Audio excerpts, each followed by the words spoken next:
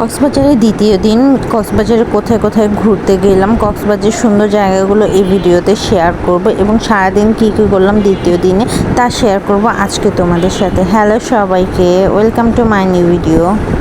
সকালে ঘুম থেকে ওঠার পরে রিসোর্টে এত সুন্দর একটা ভিউ দেখে আসলেই রিসোর্ট থেকে আর যেতে মন চাচ্ছিল না, কারণ প্রথম দিন আসার পর আমাদের বৃষ্টি ছিল সারাদিন।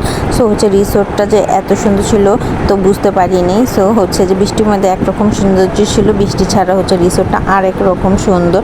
এই তো তারপরে রেডি হয়ে লাস্ট টাইমের মতো আমরা প্রাইভেট বিচে যাব, যে ছবি তুলবো, ভিডিও করব।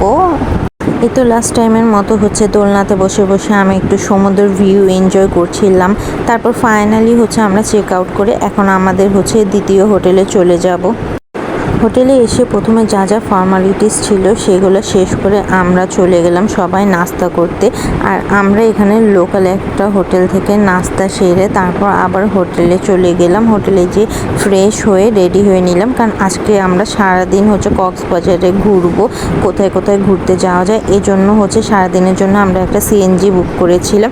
এই সিএনজি করেই আজকে সারাদিন ঘুরবো, যেখানে যেখানে আমাদের থামার, যেখানে যেখানে ছবি তুলে আমরা সব কিছুই করতে পারবো। কিন্তু আমাদের একটু লেট হয়ে গিয়েছিল, আমরা 1:30টার দিকে বের হয়েছিলাম। আমি বলবো সকাল সকাল বের হতে, তাহলে অনেকগুলো স্পট আসলে ঘোরা যায়।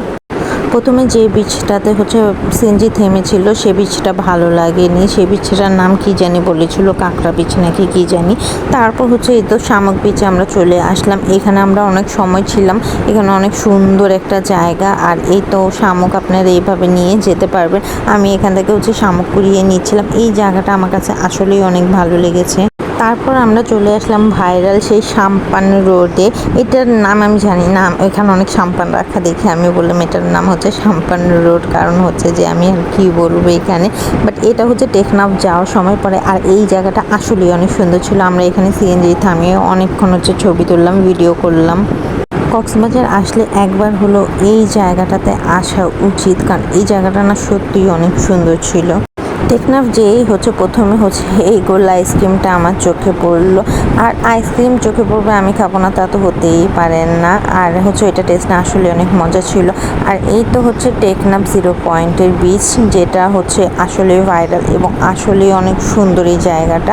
আমি বলবো যে টেকনাফ বিচের মতো সুন্দর বিচ আর নেই, এখানে তো অবশ্যই আসা উচিত। আর এই বিচটা না অনেক পরিষ্কার পানি ছিল, ঢেউগুলোও না অন্যরকম একটু ছিল। সো এই তো টেকনাফ ঘোরাঘুরি শেষ করে আমরা আসার সময় এখানে একটা ছোট্ট রাস্তায় বাজারের মতো দেখেছিলাম। এখান থেকে আম, কাঁঠাল এগুলো কিনে আমরা হোটেলে নিয়ে আসছিলাম। আর ঘোরাঘুরি শেষ করতে করতে এই তো সন্ধ্যা হয়ে গেল।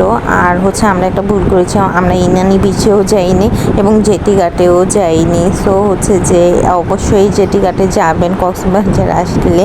সো আমাদের যেহেতু আমরা দুপুরে খাইনি, তাই যে আমাদের ক্ষুধা লেগেছিলো দেখে আমরা আর কোথাও নামিনে ডাইরেক্ট চলে আসছি। আর এই তো আমরা সন্ধ্যা নাস্তা এখান থেকে কিনে নিচ্ছিলাম। তারপর হোটেলে এসে যে বারান্দায় এসে দেখলাম এত সুন্দর একটা চাঁদ ছিল। তারপর ফ্রেশ হয়ে এই তো আমরা সন্ধ্যা নাস্তা করছি। আর এই তো কাঁঠাল যে নিয়ে আসছিল সেটা ভাঙছে। আমি তো কাঁঠাল খাই না, তো 2জন কাঁঠাল খেয়েছি আর 2জন কাঁঠাল খাইনি। আর আমরা যেহেতু আম খাবো, তাই নিচে আমরা যে বলেছিলাম আমাদের আমগুলো কেটে দিতে, তারা আমাদেরকে আমগুলো কেটে দিয়েছিল। তারপর আমরা বিচে চলে গেলাম। বাট এই বিচটাতে না একদমই মানুষ ছিল না, ফাঁকা ছিল দেখে আমরা বেশিক্ষণ ছিলাম না। এটা ইনানি বিচ, বাট এই তো জেটিঘাট দেখা যায়, জেটিঘাটটা একটু দূর ছিল। যাওয়ার সময় আমরা খাবার অর্ডার দিয়ে গিয়েছিলাম। এই তো খাওয়া দাওয়া শেষ করে তারপর আমরা লুডো খেললাম, টিভি দেখলাম আর চা খেতে খেতে তো রাতটা পার করলাম। আর আজকের ভিডিওটি এই পর্যন্তই।